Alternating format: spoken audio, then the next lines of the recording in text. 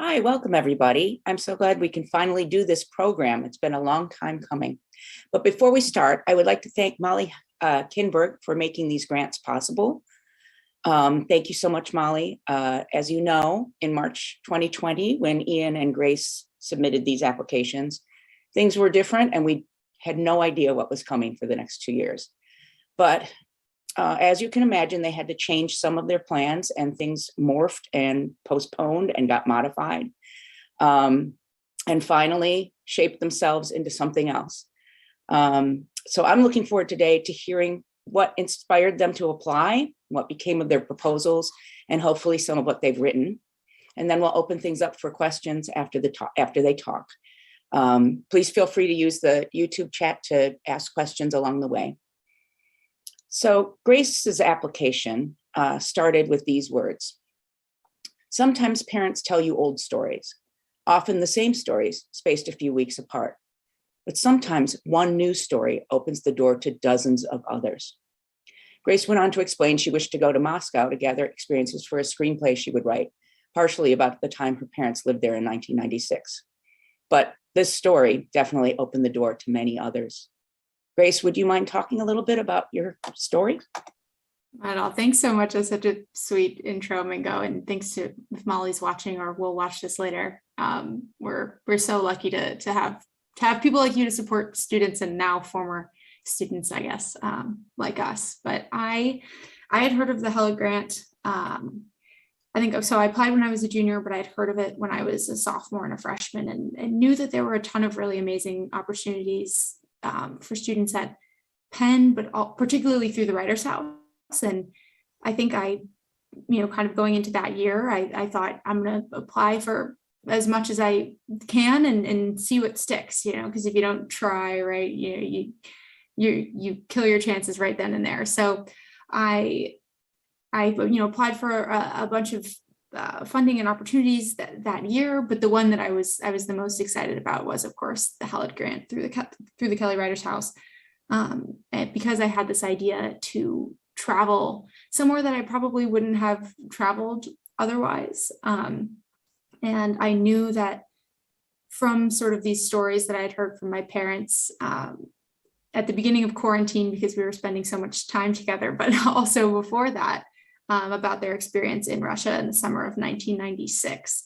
And I felt like, going to learn more about this and experience Moscow myself and try to retrace their steps would be something that I would not have done or would not have been willing to do, probably if not for the Heled Grant. So I pulled together my application. I did a ton of research in terms of history, in terms of finding old photo books in our basement, trying to have conversations with my parents to remember, help them remember, jog their memory in terms of where they lived. Do you remember which street? Do you remember which neighborhood? Do you remember who you reported to when you worked there? And sort of gather as much of those details as I could to then piece together my application for kind of leading up to the actual trip itself, and then of course some more of the finite budget details and everything that we sort of derived from there.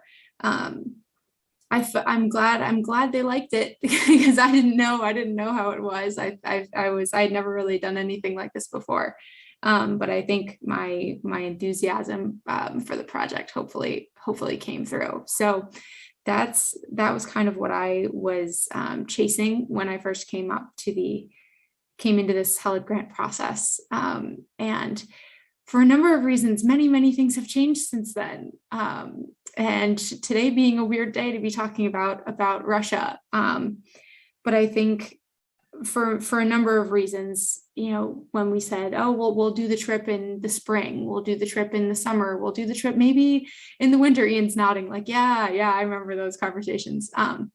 The incredible flexibility that Mingo and Molly were showing was amazing.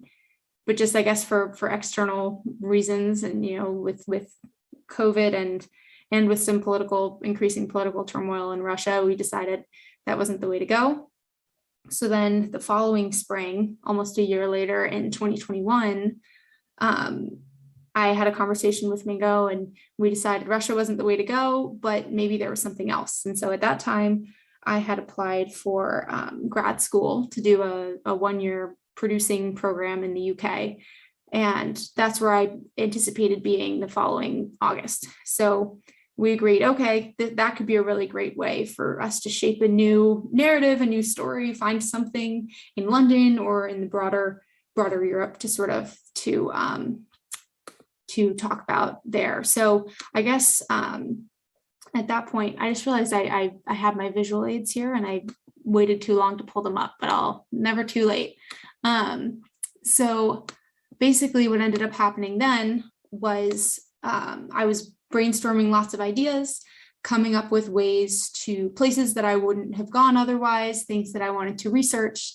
I'd taken some documentary writing courses at the Kelly Writers House actually with Prof. Hendrickson that were kind of inspiring a lot of my research at that time. And I ended up coming up with a kind of a short list of ideas by that July. And then Mingo got another call from me. That was another one that was totally unanticipated. And I'd gotten a job offer out in LA. So even though I had been looking at apartments in London and had accepted my offer and thought that that was the route I was going to be able to fulfill this grant that I was so excited about, I ended up ultimately deciding to go to Los Angeles and to take this job as an assistant at a production company out there. I'd interned for them previously, and when the desk opened up, I had no idea they would call me. So I ended up taking the job and basically got the offer on a Thursday and then was working for them pretty much full time. It was 4th of July weekend. I was working for them full time the following week. And so by the time I talked to Mingo, she continued to be incredible and gracious and flexible with me and with all the changes that were happening in my life. And I thought that I was calling to say, I can't do the grant. I'm sorry, I wish I could, but I had to make this other choice. And instead, she offered to have me write about my experience of moving across the country, which was actually the most traveling I had done since COVID. I hadn't been on a plane until I had to in July of last year. So that was pretty wild. And at that point, I said, okay, this is great. And, Mingo was okay with me tabling it for a little bit while I got adjusted to LA, but the whole time I was kind of logging, okay, what am I doing? What to me is new about this experience? What could I use to kind of write about? What sort of elements from my original project could kind of be dug up and transferred maybe into this unexpected life development? So I ended up after a couple months of kind of trying to put a pen to paper and not succeeding very much. I think finally I got to a point where I felt more comfortable being able to reflect on my experiences, which were very challenging for sure. I mean, it was really, really intense job, a very busy place to be and a steep learning curve, but there were a lot of really wonderful things that came from it too. And I think in writing the piece, it really helped me to process kind of all of the change and how much can happen in a couple of short years. So in the end, I wrote just a prose piece similar to kind of some of the things that I had written in school, written in for Penn Appetit or, for art and business of film or things, a lot of the courses and kind of styles that I had explored, but about this sort of new personal experience. And it ended up being about 16 pages of prose, sort of outlining my experience from, I'm calling it May, June, July, and onwards, from sort of my journey of thinking I was going to be in London, being in Philadelphia, ending up in New Jersey with my family, and then flying out to LA and sort of following some of that experience. So if it's still all right, if we're doing okay on time, or if we don't have any questions or anything, I have a few excerpts of what I ended up writing for my piece. So it's in terms of a chronology, now you sort of know the whole extended timeline and evolution of this thing. But but I pulled out a few pieces where I describe some of the places that I was in these few months, and the places that I guess were important to me in sort of processing this time fresh out of college and moving for my first job. So it's all right. I'm just going to pull up my other laptop here, laptop that I'm borrowing for this occasion. And I'll read you just maybe about 5 minutes of excerpts from my piece. So May, June, July, and onwards, alt title, London was looking to be too expensive anyways. May, London. In the heart of Notting Hill, just barely off the corner by the Tube Central line, is a small first floor apartment. It has the charm of a Victorian, but there are actually sizable windows. As you wind down the hall, through the kitchen and through the living room, there's a quaint little porch, a massive personal aspiration achieved. It comes furnished with couches that don't have any holes in them. Down the street, there's a small strip of coffee shops, Stop and Shops, one of those Amarino gelato places that make those brioche and ice cream burgers now. The flea markets, the one in Hugh Grant movies, are operational most days. If a brisker walk is in order, you can get to Hyde Park and Kensington Palace in 20 minutes. My Belarusian friend lives 3 blocks away in a nice studio apartment that she can afford because she dropped entertainment for tech. It's a 2-minute walk to the Tube and a 10-minute ride into Bedford Square. From there, it's a 3 to 4 minute walk to a series of townhouses renovated to host Royal Holloway's Masters in Creative Producing program. It has no library of its own, so instead, students are relegated to the British Museum, a shame. Once this apartment becomes our apartment, friends come over every Friday for potluck dinner and cheap wine with nice labels. We frequent the same French patisserie every Sunday, and by our second month, we've tried an impressive fraction of London's Indian restaurants.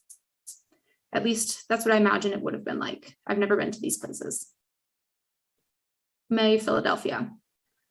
My senior year apartment in Philly is oddly European, actually. A 4th floor walk-up with black and white tiled kitchen, fitted with decades-old appliances, and barely large enough for 2. In order to access the fire escape porch, you have to squeeze out the window and pray the raccoons are elsewhere. During the worst COVID winter, I sit out there with a friend, a set of string lights, lukewarm mugs, and a couple of folding chairs. This is a 10-minute walk from the westmost border of campus, farther than some students ever go, but a 3-minute walk to my favorite pizzeria and brewery, a popsicle shop, and a taco shop that changes ownership 3 or 4 times in my years there. I know the twisting pillars of every front porch, the hidden tetherball set up on Osage, and watch the baby on the porch across the street learn to eat solid food. I don't crave familiarity or the same tried and true flavor at the ice cream shop, but this intersection in Philadelphia really crept up on me. It felt like home, and I think it always will. June, Spring Lake. At home, I share a room with my sister. We typically do. For 8 of the 11 houses we've lived in, we've shared a room, and I didn't realize I'd missed it. By the time I graduate, my family's moved to this small coastal town in New Jersey.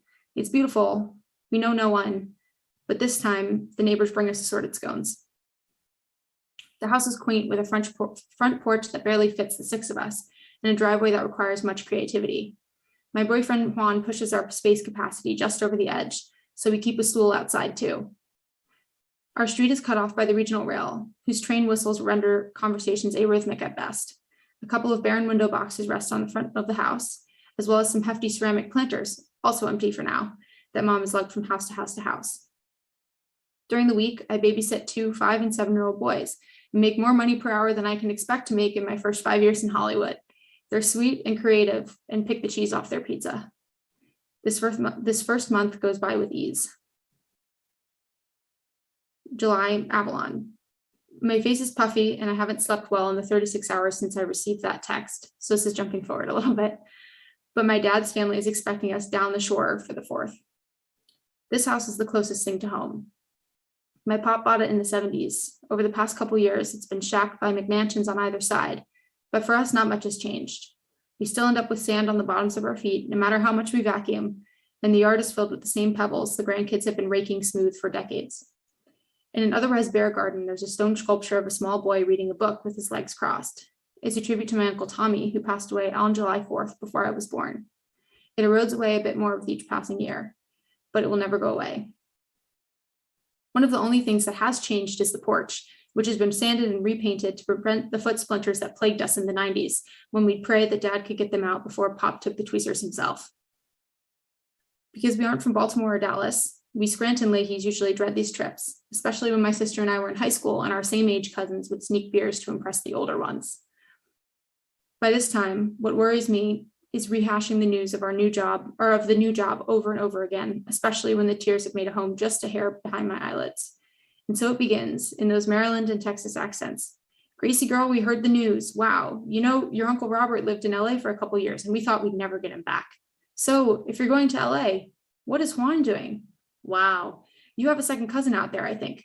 I just want to remind you, honey, you don't have to do anything you don't want to do. Okay, honey? I don't trust these Hollywood men. You know, your very own Uncle Bobby lived in LA for a few years back in his heyday. I thought I'd never come back. Weirdly enough, though, it feels good to be around family. Maybe it's because I know I'm leaving soon, or because we bonded with those older cousins a bit more than usual this visit, or because you don't realize what you have until you're halfway out the door.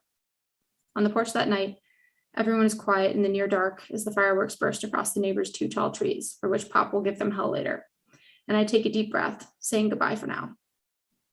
And then this is the last little piece. July, Los Angeles. Having gotten my full value's worth of the bottomless mimosas at the brunch with my recently minted, now in-person friends the next day, I walk over with gusto to my first apartment tour. There on Genesee Avenue, a small man with a smaller mustache meets me on his motorcycle. The place was built in the 1920s, and the landlord grew up there with her family. She's insisted on keeping many of the original touches, even if they're crumbling and full of spiders. But she's had them covered with a fresh and misleading coat of paint. Now it's a 4-plex. When you enter, you're confronted with a tall set of steps, which open up into a spacious living room with stucco walls and a large Romeo and Juliet style window setup. These luckily provide a lot of light and a handy cross breeze, which is heavily advertised by the realtor. There is no air conditioning. The place is across the street from high school, so on Friday nights, you can just about see the football games. On Saturdays, the squeals of Pee Wee soccer matches travel so well, it sounds like they're scaling the walls. All of our neighbors have dogs or long-haired children or both, and it's remarkably walkable. Christina, my to-be roommate and friend from college, insists that this is the best spot she's seen. And though it's more out of my budget than I would like, I cave and we sign the lease right away. That's it for me. Thanks so much, Grace. That was really wonderful. There's some folks in the YouTube singing your praises on how beautifully that was written. So thank you so much for sharing with us. Thanks. And now we'll turn to a completely different approach to the grant. Ian did a very thoughtful and somewhat spooky application about his desire to go to abandoned mental hospitals and take pictures and write about them. And I'd love to hear more about how your voyage and journey have gone. Thank you, Mingo. That was great, Grace. That was awesome to hear from someone else who also went through my whole experience of like, are we going to do the grant in the winter? Are we going to do it in the spring? What's going to happen?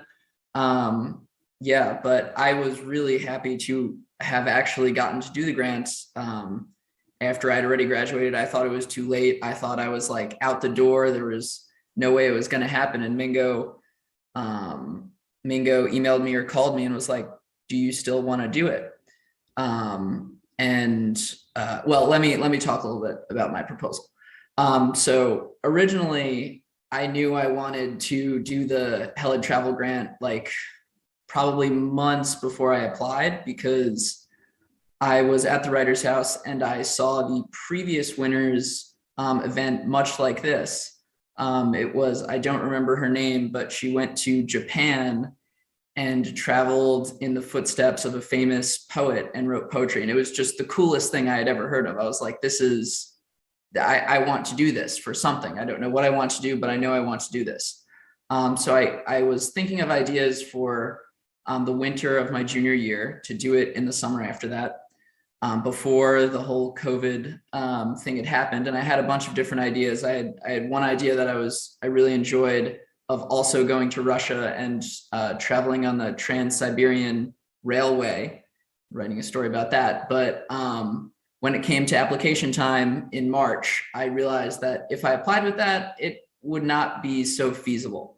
So I had another idea, which was something that I'm very passionate about, abandoned mental hospitals and psychiatric centers. I live near two, where my parents live near two, and I've visited them a couple times, and I really wanted to do a tour of as many as I could possibly do. So I applied with that grant. I emailed back and forth with Mingo a bunch of times. It seems like there was no way that any travel could happen, which it was pretty rough summer for a lot of people. And lo and behold, the next year comes around, and we had been communicating infrequently every once in a while. And Mingo was like, "Do you still want to do this?" And at that point in my life, I was applying for MFA programs for grad school, and it wasn't going super well. I ended up not getting accepted anywhere, which was too bad. So the good news out of that is that I didn't have anything for the summer, and Mingo was like, "Do you still want to do this?" And I was like, "Absolutely. This is something I really wanted to do last year. I want to do it this year." So I ended up doing the grant, and I loved it. So let me share my screen. I'm gonna show you a few pictures, and I will walk you through do you guys see the thing? Okay. Let me do view slideshow. I will walk you through exactly every center that I went to, any experiences I had along the way, and then give you a little reading. So the first place I went to was Medfield State Hospital in Massachusetts. It is a sprawling campus of, I would say about 20 to 30 abandoned buildings. It is very well kept. I can show you a couple pictures. Comparatively speaking, it's very well kept. It was the set for several horror movies, including Shutter Island, which I heard about after visiting it. And they keep it very well. It has this beautiful red brick. Oh, I'll get to that in a second. It has this beautiful red brick. All of the windows are covered in plywood. And walking around, it was just like majestic. Most of the places I've been to are in very wide states of disrepair, but this had been kept as a public park so that people can go and walk. And when I went there were probably 7 people just walking the grounds, walking their dogs, just hanging out, which is a really great reuse of this land. The other thing that I found there was, can you guys read this? Yeah. Someone had, some group in the local community had done a poetry project where people would write poems in paint on these abandoned buildings. And so this was the first place I arrived at. I had really no frame of reference for what I would encounter on the rest of the trip. And I discovered these beautiful poems just written everywhere. I honestly spent a really long time at this place because I just wanted to find every single piece of poetry. Yeah, this is the description of the poetry project. It basically says that there are a bunch of haikus and other poems written all over the place, and it's a town project, which I think is really awesome. Here's some other pictures. They're usually written on the plywood, but some of them are actually on the buildings themselves. I'm just going to go through a couple more buildings. This building really surprised me. Most of the buildings were not like this, but these up here are barred windows on the second floor, which you can kind of understand why that would be, but it was not something it's a screened in barred outdoor walkway, right? So you can go outside and look, but you're essentially locked in, which was, I can only imagine what that would have been like for people.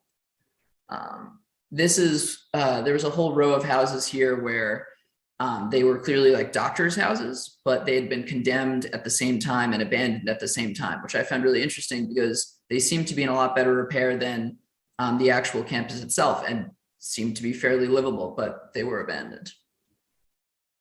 Here's another poem. I was unsure of what this building was for. This is a little close up. Oh, this poem I like. Yeah, the poems were as I walked around more, they got steadily more serious. So this was a sad one. That's a distant abandoned buildings. This is a map of the campus, so you can see it's pretty big. I walked around the whole way. Nothing was off limits. You couldn't go inside, but I had emailed the town before and they didn't give me permission to go inside.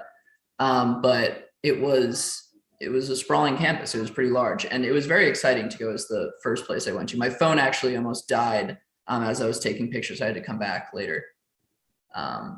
This is a little public flower bed. The last thing I'll show you is this is a sign here that was not part of the poetry project, but I thought was very apt for, it says, "Remember us, for we too have lived, loved, and laughed," which is really sad, but it is very apt for the location. The last thing is this is a lending library where people are, a free lending library where people put books in and take books out, and it was empty. And I thought that was also pretty sad, but that's how it goes. I promise this will be the saddest of the psychiatric centers. It's not a super happy topic, but this is the saddest one. Yeah, and this is the final picture. This is just of the chapel, which is right in the middle. So the second place I went to was the Fernald State School. I actually went to two places called the Fernald State School. The first one was in northern Massachusetts. It was very small, comparatively speaking. Had recently been abandoned in the 90s or 2000s. A different assisted living facility, I don't know if they called it a mental health facility, was built nearby. And it had been abandoned because it was costing the state of Massachusetts an exorbitant amount of money compared to similar, more modern mental health facilities. But this is, of all the places that I went to, the most recently abandoned. So the buildings were still in various states of disrepair. This whole side of the campus was made up of these white buildings that were very poor looking. But if you, on the other side, they had these more modern looking buildings that seemed like they had just been left. This psychiatric center was not on my original trip or on my original proposal. I discovered it when I discovered the other place that was named the Fernald State School. And that place I went to at night. Which was one of three places that I was able to go to. I was able to actually get inside. So these pictures are going to be pretty exciting. So this is it at night. This Fernald State School is in Waltham, Massachusetts. It has over 100 buildings. It is by far the largest psychiatric center in Massachusetts and the largest one that I went to on the trip. It's massive. This is a massive building that is not actually near the main campus, but it just stands at the entrance. But this was before actual dark. So this is one of the best outdoor pictures I'm going to have. For this campus, I don't have a lot of pictures because I ended up taking video when I went inside, but I do still have a couple. This is the entrance to one of the buildings that we went into.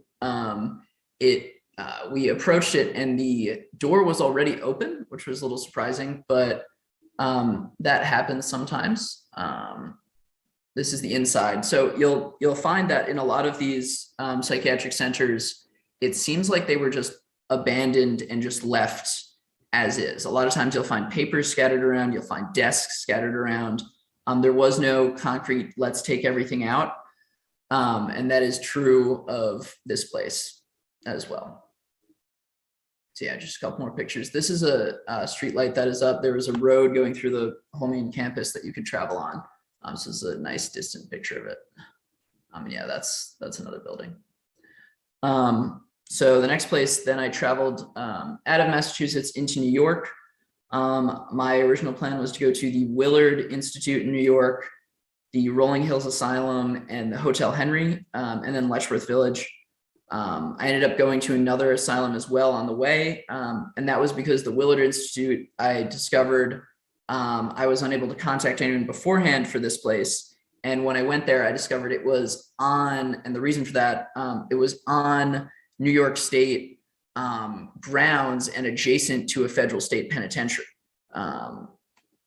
So I was able to walk around for a little while, but I quickly was told that I was trespassing and had to leave.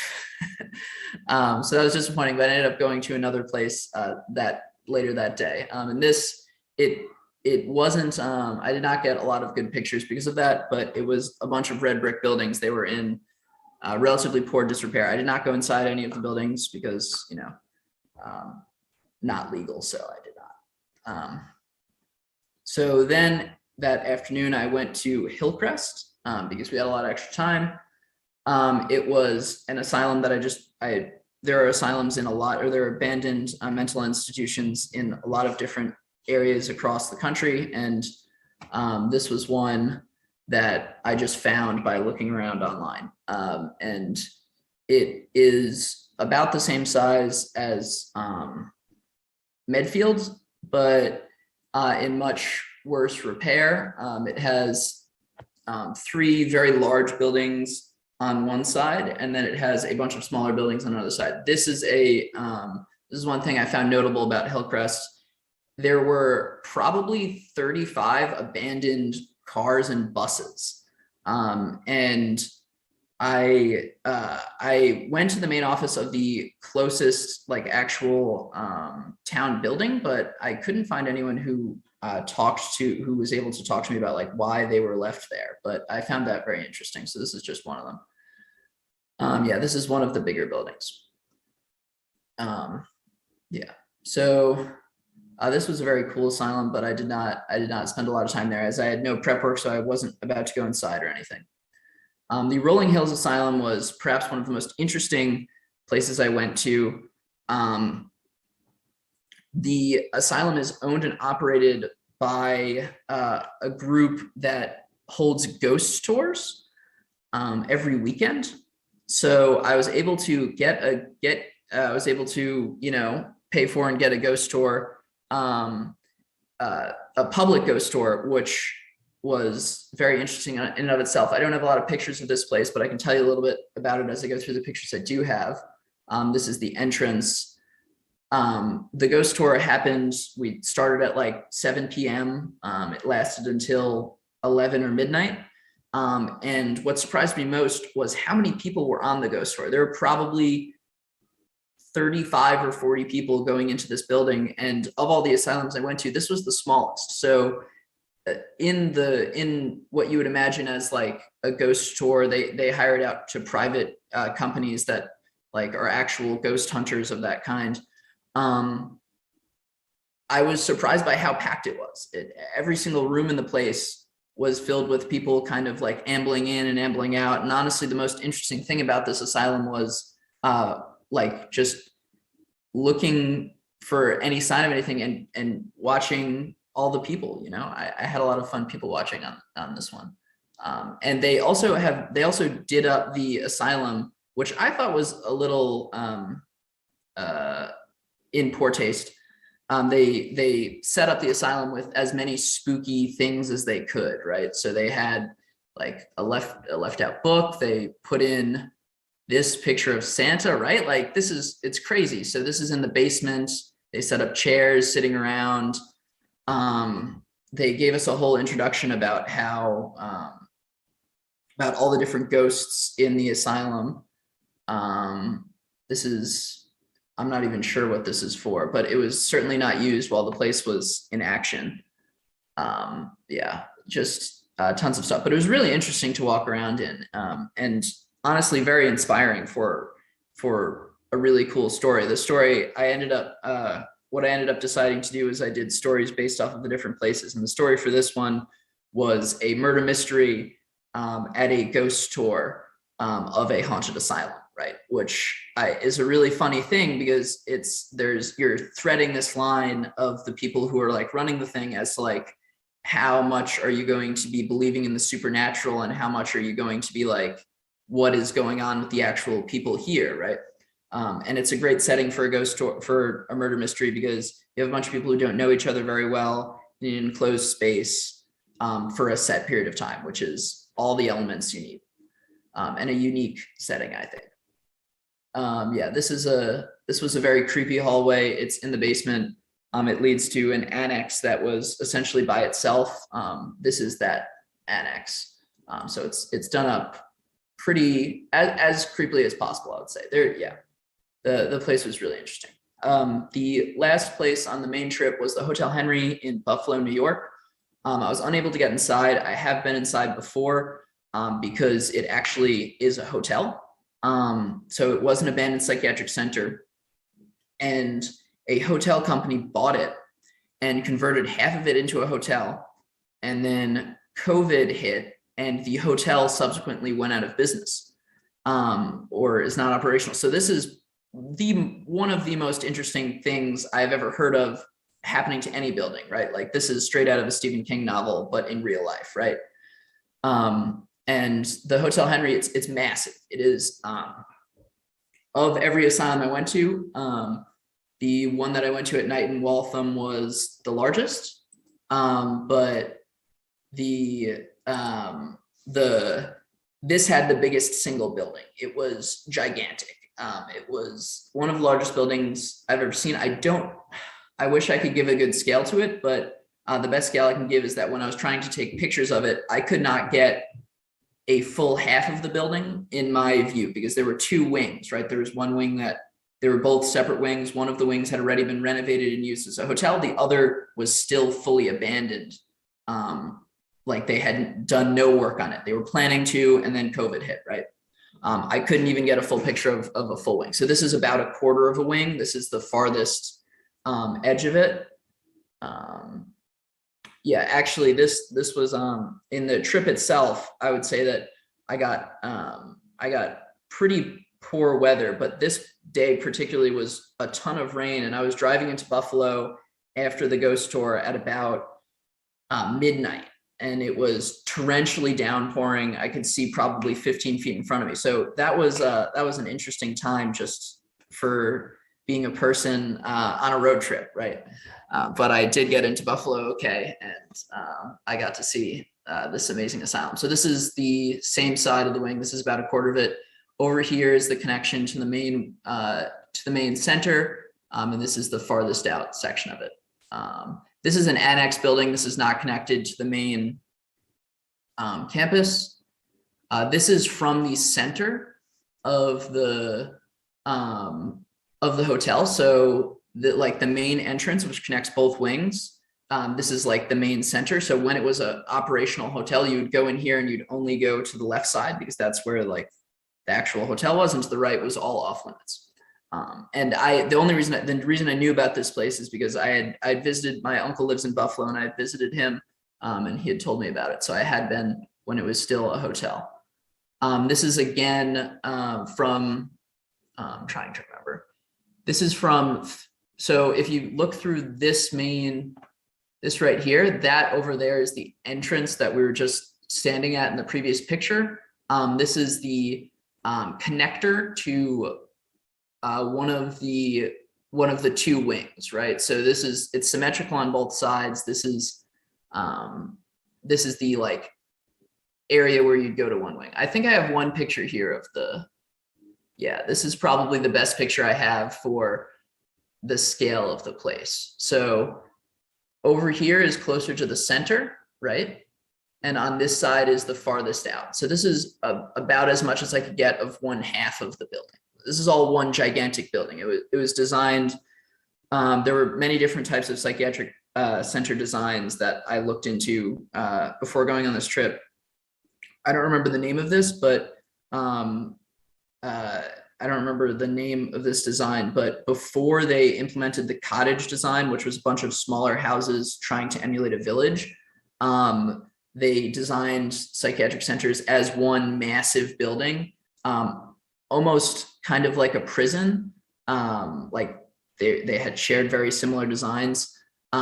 just trying to implement more light. One of the things about this place was that that was more humane than other psychiatric centers that had previously been built, is that they had very large windows because the ceilings were really vaulted. When I went inside, the ceilings were probably 3 times ordinary ceilings height.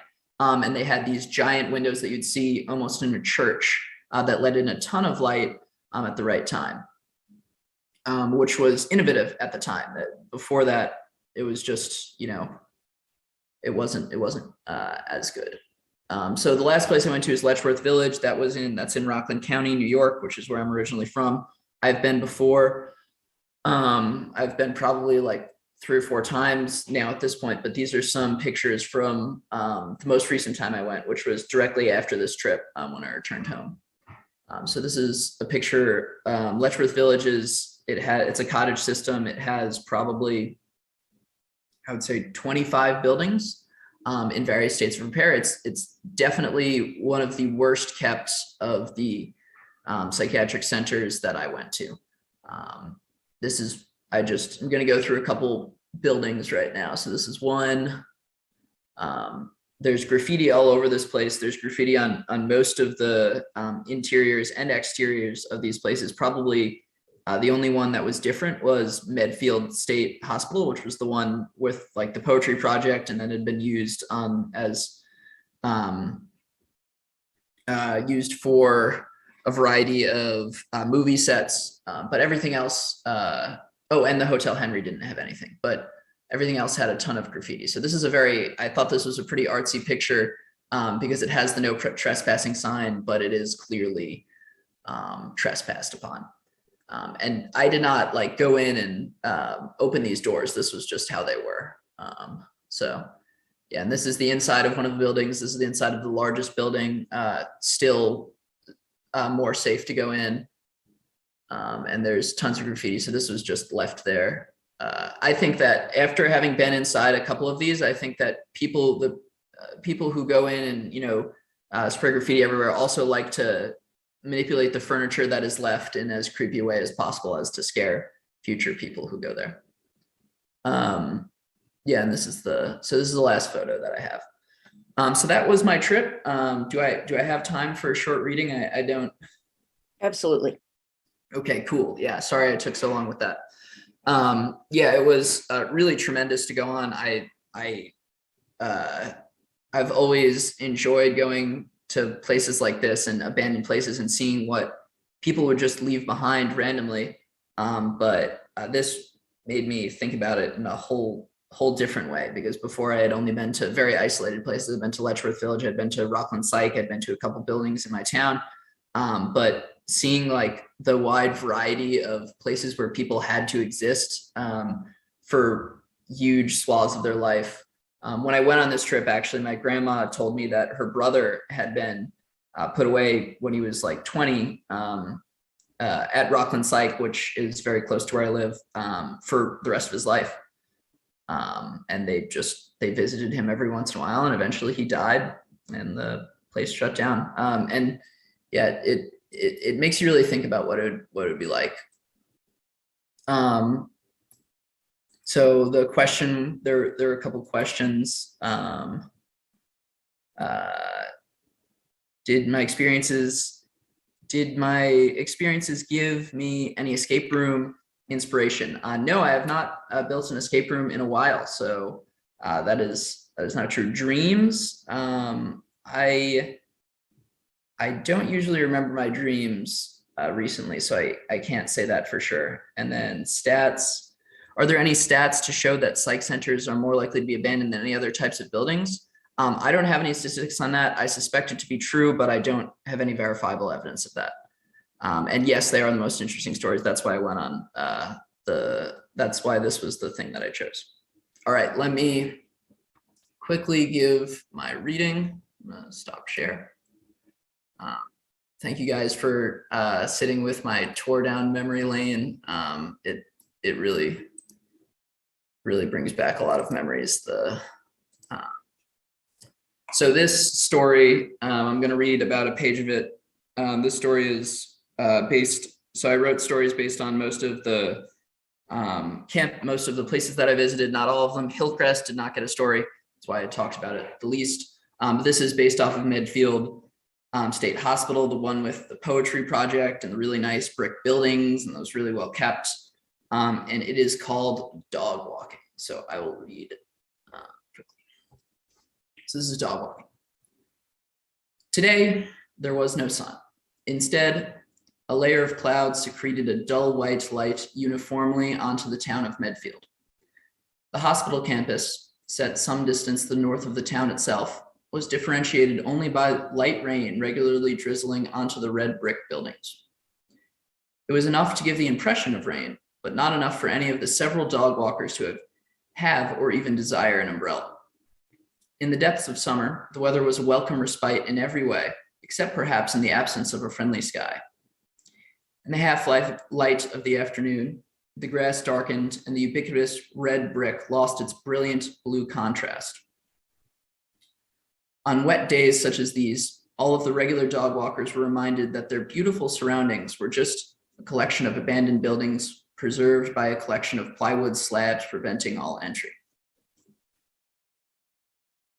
Even when cracks differentiate surfaces instead of shade, and the most brilliant colors are the vines that crawled up every third building, Medfield State Hospital was a beautiful wreck. Since the closure of the facility in 2003, Medfield State Hospital had become the property of the town of Medfield, a sleepy little suburb with little else to worry about.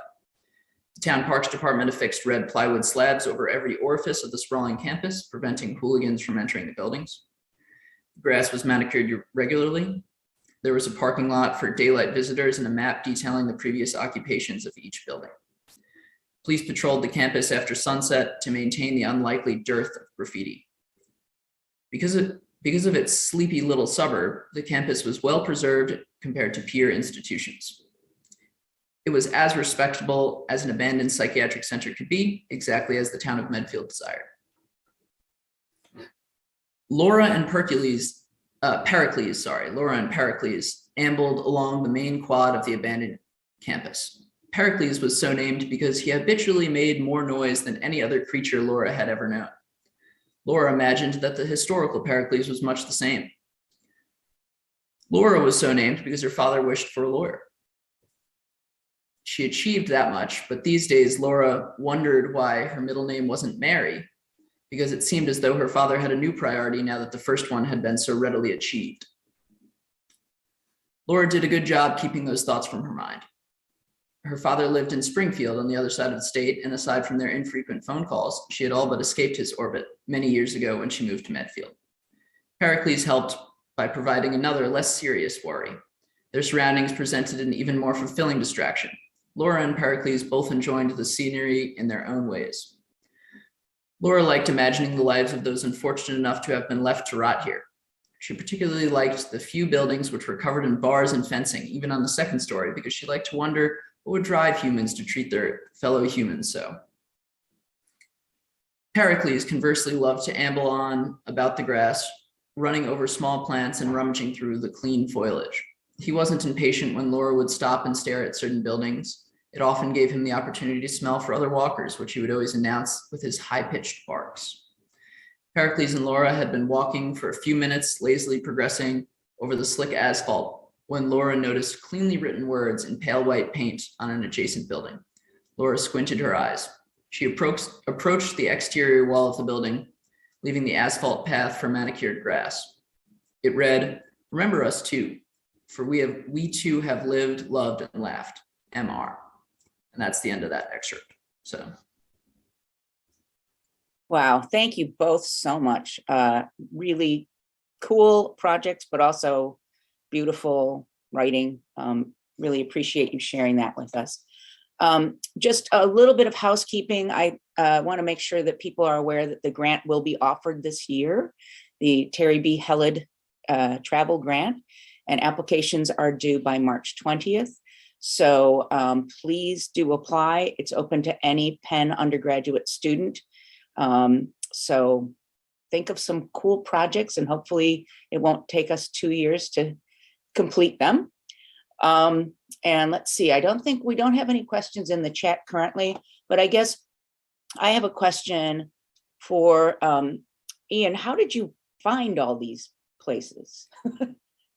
So I've been doing research on this for a little while. I knew about Letchworth Village beforehand. I knew about Hotel Henri beforehand. There are online databases of psychiatric institutes, and there are also ghost hunter type forums that like frequently look for abandoned places that are not only psychiatric centers, but I was looking for that. So I essentially scoured all of the online things that I could find, and I picked a list of ones that seemed like they were the largest, they were the most interesting, they had clear people that I could email ahead of time and say, can I come do this, right?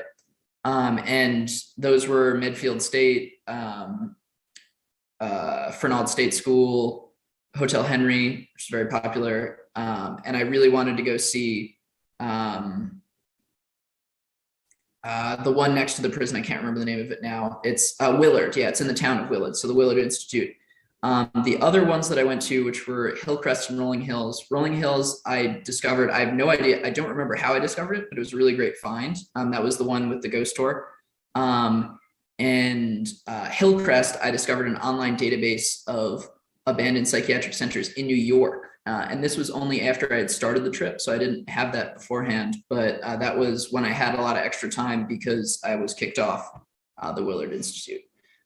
So that's how I discovered all of them. Thank you so much. And since people are a little quiet in the YouTube, I have a question for Grace as well that it's a little bit off topic, but I think is something that's of interest to many people who will be graduating soon and or taking internships in the summer in LA. How did you manage to get out there and find a place to live and all of that so quickly? Oh, yeah, it was crazy. I was lucky in that my roommate actually, Christina, another Penn alum, she had been out there kind of looking around for a little while. So she had kind of been familiarized herself with the market a little bit before I got out there. And she'd actually asked me that spring, right as I was getting ready for graduation, hey, are you moving out to LA? And I said, no. And then I called her back in July and she was still looking. So she was excellent.